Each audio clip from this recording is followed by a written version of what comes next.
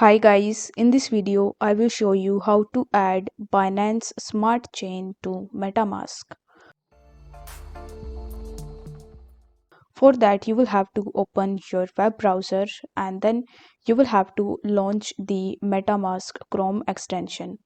Afterwards you need to just log in into your account, and once you have successfully logged in, the interface of a MetaMask wallet will look something like this.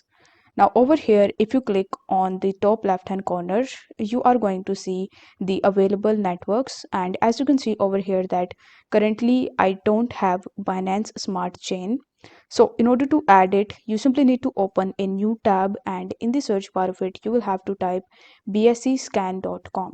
Once I've done that, you will be landed on the official website of BSE Scan, where you just have to scroll down a bit, and in the bottom you are going to see the option of Add BSC Network.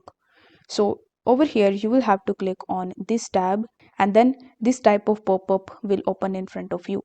Here it will show you the network name, the network URL, chain ID, and currency symbol. Now over here you just have to scroll down, and then you need to click on Approve. After that, you will have to click on Switch Network, and then it will take some time to complete it.